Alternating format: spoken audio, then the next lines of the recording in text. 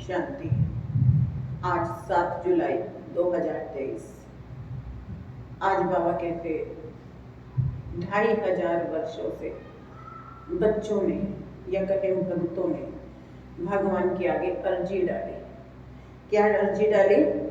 हमें पापों से मुक्त कर दो। तो अब बाबा आया है, जो अर्जी डाली थी बच्चों ने, उस अर्जी को पूरा करने। तो बाबा कहते वो अर्जी पूरी कैसे होगी? जब बच्चे मुझे याद करेंगे। तो बाबा कहते मुझे याद करो तो मैं तुमको पापों से मुक्त कर दूंगा। तो सुनेंगे कैसे करेगा बाबा पापों से मुक्त। तो आज के महावाक्य हैं, बाबा कहते मीठे बच्चे अर्थ सहित बाप को याद करने से तुम्हारे पाप नाश होंगे, आत्मा पतित से पावन बनेगी। नंबर 1 सब्जेक्ट है याद की। प्रश्न है मनुष्यों की अर्जी क्या है और बाप उस अर्जी को पूरा कैसे करते हैं? मनुष्यों की अर्जी क्या है और बाप उस अर्जी को पूरा कैसे करते हैं? मनुष्य बाप से अर्जी करते हैं, ओ गॉड फादर हमें पापों से मुक्त करो। ओ रहम दिल बाबा रहम करो। बाबा सबकी अर्जी सुनकर स्वयं आते हैं और पापों से मुक्त होने की युक्ति बताते हैं। बच्चे तुम मुझे याद करो। सिर्फ बाप की महिमा गाने से कोई फायदा नहीं है, चरित्र गाने नहीं है, लेकिन राजयोग सीख कर चरित्रवान बनना है। गीत है भोलेनाथ से निराला कोई और नहीं। ओम शांति। ये महिमा किसकी सुनी? बिगड़ी को बनाने वाले की। आदि मध्य अंत की नॉलेज सुनाने वाला है उच्चते उच्च। जब कोई समझने के लिए आते हैं तो हमेशा उनको एक बात समझानी है कि उच्चते उच्च भगवान गाया जाता है। उच्चते उच्च उसका नाम भी है और उच्चते उच्च उसका ठाव भी है, ग्रंथ में भी है। ऊंचा जिसका नाम, ऊंचा जिसका ठाव, उच्चित ऊंचा है, वो है परम पिता परमात्मा। वो रहता है निराकारी दुनिया में, फिर नीचे है आकारी और साकारी दुनिया। तो पहले पहले परिचय उनका देना है।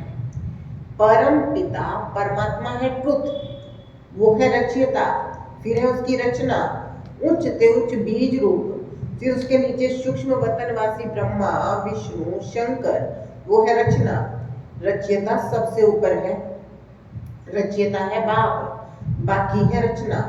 सब एक परम पिता परमात्मा की संतान है। इसलिए हम सब आत्माएं भाई भाई ठहरे।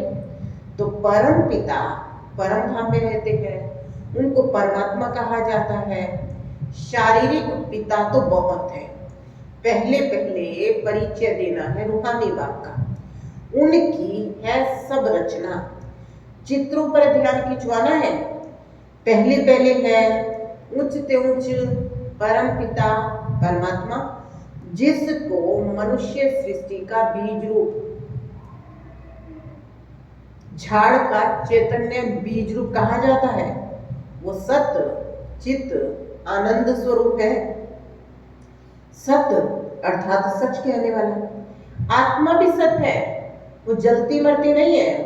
सत्य के बच्चे भी सच्चे होने चाहिए। तुम पहले पहले देवी देवता सच्चे थे।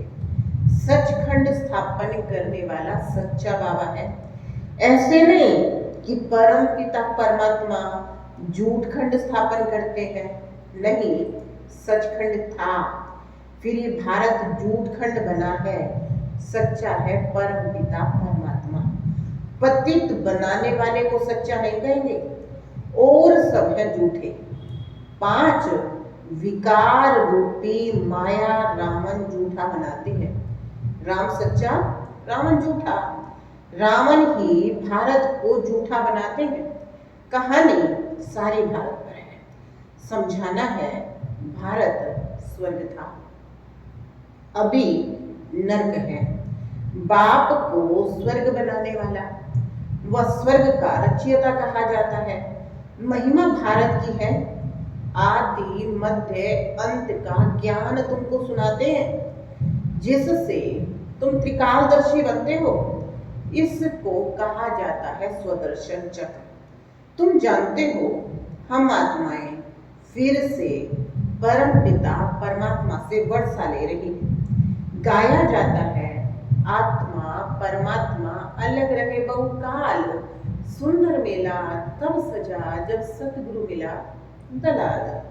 तो बाबा कहते हैं आदि मध्य अंत का ज्ञान तुमको सुनाते हैं, जिससे तुम त्रिकालदर्शी बनते हो। इसको कहा जाता है स्वदर्शन चक्र। तुम जानते हो हम आत्माएं फिर से परम पिता परमात्मा से वर्षा ले रही है। गाया जाता है आत्मा परमात्मा अलग रहे बहुकाल। अब ये मिलन बहुत सुंदर मंगलकारी है। तुम पहले पहले बाप का परिचय देते हो। रचयिता बाप को सर्वव्यापी कहने से फिर ये सिद्ध नहीं होता कि हम सब बच्चे हैं। बच्चे ऐसे नहीं कहेंगे कि हम सब परम पिता परमात्मा है। सर्वव्यापी कहने से बाप के साथ वो लव रहता नहीं है, ना ही बुद्धि योग जुड़ता है। भारत का प्राचीन योग मशहूर है। वास्तव में बुद्धि का योग लगाना है बाप से। सर्वव्यापी है तो फिर योग किससे लगाएं? क्या अपने आप से लगाएं? कोई अर्थ ही नहीं निकलता। यहाँ तो तुम अर्थ सहित जानते हो। बाप खुद कहते हैं मेरे साथ योग लगाने से तुम्हारे विकर्म विनाश होंगे। विकर्म तो होते रहते हैं। संपूर्ण कर्मातीत अवस्था अंत में होगी। जब ज्ञान का अंत होगा तब रिजल्ट निकलेगी। स्कूल में भी कोई किस सब्जेक्ट में तीखे होते हैं, कोई किस में तीखे होते हैं? सहज सब्जेक्ट है याद के। बाबा कहते जो 4 सब्जेक्ट है ना, उसमें सबसे सहज सब्जेक्ट है याद की। बाप को याद किया जाता है। याद से आत्मा अच्छी होगी, बर्तन साफ होगा, आत्मा जो इनप्योर बनी है वो प्योर बन जाएगी। उच्च ते उच्च बाप आकर पढ़ाते हैं और उच्च ते उच्च पद प्राप्त कराते हैं। तो मनुष्य से देवता बनते हो। समझते हो? बरोबर आदि सनातन देवता धर्म था, उसको हिंदू धर्म नहीं कहेंगे। भारत का नाम बदलकर हिंदुस्तान नाम रख दिया है। आदि सनातन पवित्र देवी देवता धर्म था, जिसको बैकुंठ अथवा स्वर्ग कहा जाता है। वो तो सत्युग है, उसको कहा जाता है नई दुनिया। उसको रचने वाला है बाप, वो है निराकार। सभी कहते हैं ओ गॉड फादर, वह उच्चते उच्च है। ब्रह्मा विष्णु शंकर को सूक्ष्म देह मिली हुई है, उसको सूक्ष्म लोक कहा जाता है। वो है शांति धाम, साइलेंस वर्ल्ड, और यह स्थूल वतन। बाबा कहते हैं वो है निराकारी दुनिया, यह साकारी दुनिया। तो पहले पहले जब भी कोई आते हैं तो उनसे फॉर्म भराना है। आत्मा का बाप कौन है? उच्च ते उच्च भगवान को कहा जाता है। साधु संत आदि सब प्रार्थना करते हैं। प्रार्थना को रिक्वेस्ट भी कहा जाता है। ओ गॉड फादर, हम अर्जी डालते हैं, हमारे पापों को दग्ध कर दो, रहम दिल बाबा रहम करो। ऐसे ऐसे पुकारते हैं। रहम सब भी तो नहीं करेंगे, सब पर रहम करने वाला केवल एक बाप है। सर्वोदया कहते हैं ना। अब वो क्या करते हैं, कितनों पर रहम करते हैं, ये भी ड्रामा पे नूर है। इस समय जो कुछ चलता है उनसे तुम भेंट करते हो, गीता भागवत में ये बातें है नहीं। गीता है ज्ञान, बाकी चरित्र की तो कोई दरकार ही नहीं। स्टूडेंट टीचर के चरित्र गाते हैं क्या? मास्टर की महिमा बैठकर करने से कोई फायदा नहीं है। बाप की सिर्फ महिमा करना कि वो ज्ञान का सागर है, सुख का सागर है, इससे कुछ भी मिलता नहीं।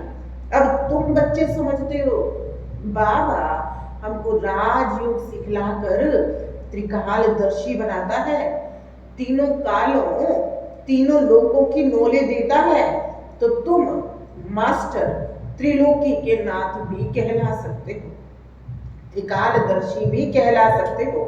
बरोबर हम तीनों लोकों को जानने वाले नाथ बनते हैं। ये राजयोग है, हम बादशाह बन रहे हैं। बनाने वाला बाप है, उसको पारसनाथ कहते हैं।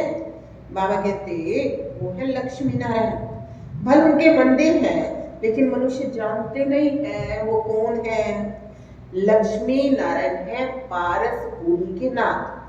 पारसपुरी सत्युग को कहा जाता है, तुम ये जानते हो।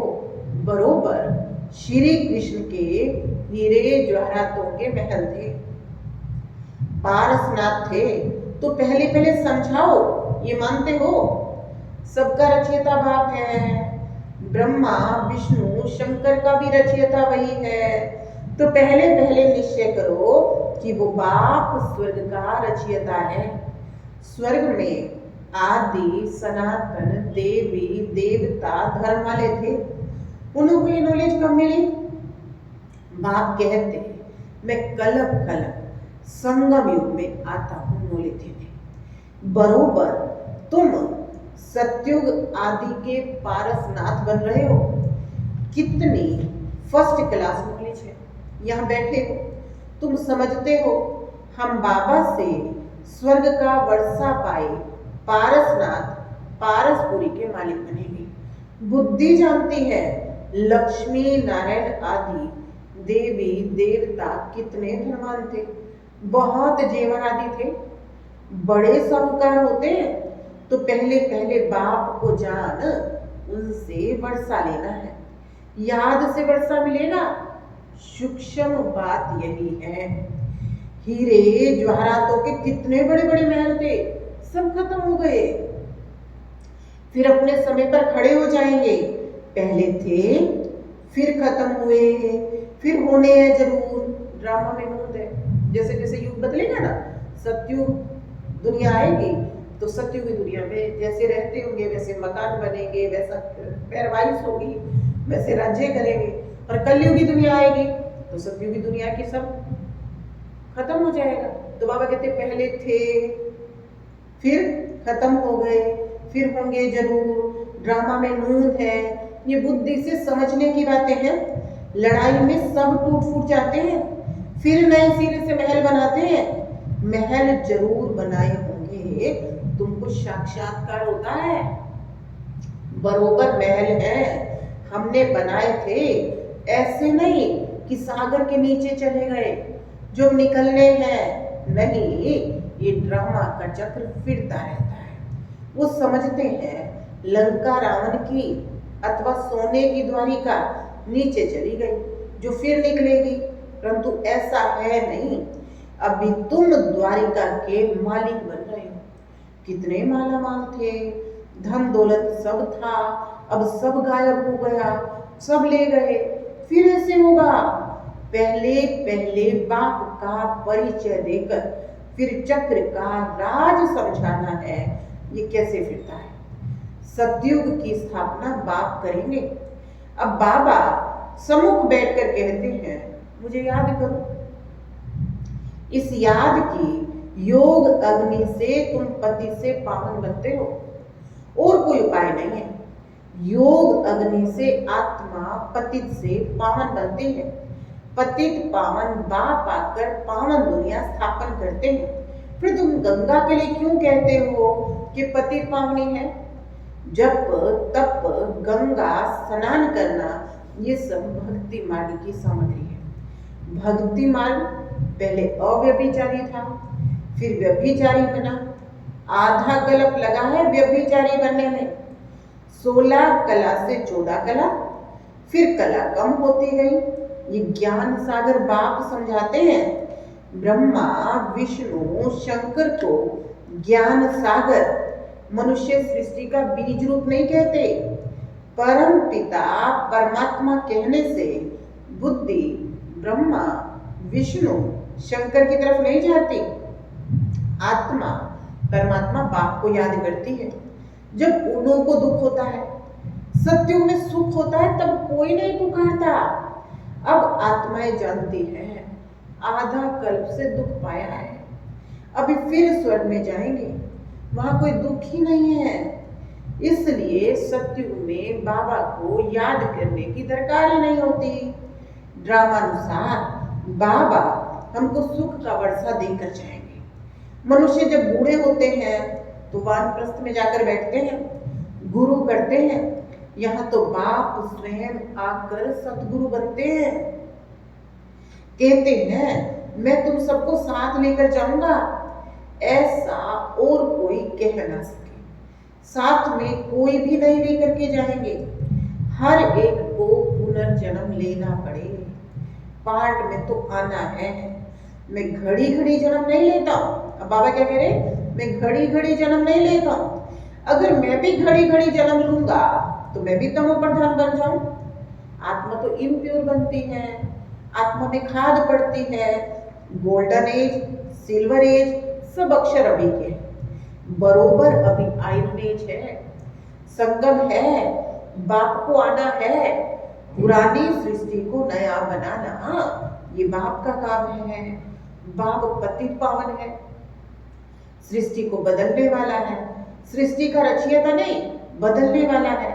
रचने वाला कहने से मनुष्य समझते बड़ी प्रलय होती है। पतित पावन अक्षर ठीक है, साधु लोग गाते हैं पतित पावन सीताराम, ऐसे कभी नहीं कहते पतित पावनी गंगा। पतित पावन कहने से बुद्धि परमात्मा की तरफ जाती है। गंगा नदी तो वहां भी होती है, परंतु वहां सब चीजें होती है सतो प्रधान। गंगा भी सतो प्रधान होती है, यहाँ तो तमो प्रधान है। फ्लड्स आ जाते हैं, गावड़ों को डुबो देती है। देखो ब्रह्मपुत्रा कितने गांव को डुबो देती है, क्योंकि ये है दुख धाम। सत्य में थोड़े दुख भोगेंगे, वहां तो कायदेशीर अपना रास्ता लेकर चलेंगे। बाबा कहते यहाँ तो नदियों से भी दुख मिल जाता है, बाढ़ आती है। वहां तो बाबा कहते सत्युग में नदियां भी सुख देने वाली होंगी। वहां बाबा कहते रास्ता छोड़ देती है, कभी किस तरफ चली जाती है। वहां 5 तत्व सतो प्रधान होने के कारण जल भी कभी दुख नहीं देता, यहाँ जल भी दुख देता है। तो पहले तो यही समझना है कि स्वर्ग का सुख देने वाला कौन, जरूर बाप होगा। अभी तो नरक है, बाबा आया है। हम प्रजापिता ब्रह्मा के बच्चे, ब्रह्मा कुमार कुमारियां हैं। प्रजापिता ब्रह्मा हो तब नई सृष्टि रचे, मनुष्य से देवता किए करत न लागी बाहर। किसने किया? परमपिता परमात्मा ने। श्री कृष्ण तो देवता है, बाप आकर मनुष्यों को देवता बनाते हैं, ये तुम जानते हो।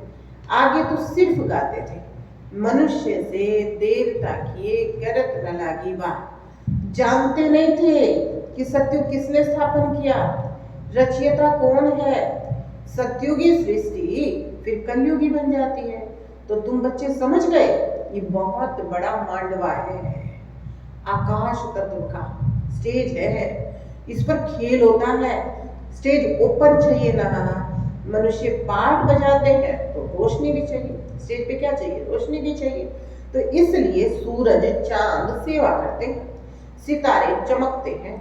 जब रात होती है तो रोशनी अर्थात सुख देते हैं, इसलिए कहते हैं सूर्य देवता, चांद देवता रोशनी आदि का सुख तो देते हैं। अच्छा, मीठे मीठे सिकिलते बच्चों प्रति माता पिता बाप दादा का याद प्यार। गुड मॉर्निंग रूहानी बाप की रूहानी बच्चों को नमस्ते। हम रूहानी बच्चों की रूहानी बाप दादा को याद प्यार, गुड मॉर्निंग, नमस्ते, ओम शांति। धारणा के मुख्य सार, ड्रामा के चक्र को यथार्थ रीति समझकर पुरुषार्थ करना है। बाप समान रहमदिल बन सब पर रहम करना है। सेकंड है, बाप सचखंड स्थापन कर रहे हैं, इसलिए सच्चा होकर रहना है। बाप की याद से आत्मा को स्वच्छ बनाना है। आज का वरदान है, सेवा की भावना द्वारा अमर फल प्राप्त करने वाले सदा माया के रोग से मुक्त भव।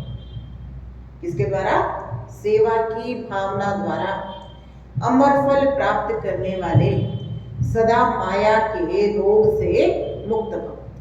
जो बच्चे संगम युग पर प्रभु फल, अविनाशी फल, सर्व संबंधों के स्नेह का रस वाला फल खाते हैं, प्रभु फल, अविनाशी फल, सर्व संबंधों के स्नेह के रस वाला फल खाते हैं, वो सदा माया के रोग से मुक्त रहते हैं। और फल तो सतयुग में भी मिलेंगे, कलयुग में भी मिलेंगे, लेकिन सेवा की भावना का प्रत्यक्ष फल, प्रभु फल, अगर अब भी नहीं खाया तो सारा कल्प नहीं खा सकते। ये फल ईश्वरीय जादू का फल है। जिस फल को खाने से लोहे से पारस तो क्या, लेकिन हीरा बन जाते हैं।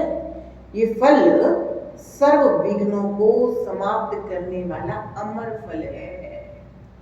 स्लोगन है, अपकारियों पर भी उपकार करने वाले, निंदक को भी मित्र समझने वाले बाप समझ है। कौन? अपकारियों पर भी उपकार करने वाले, निंदक को भी मित्र समझने वाले बाप समान है। तो आज का होमवर्क है, मैं विघ्न विनाशक आत्मा हूं। ओम शांति।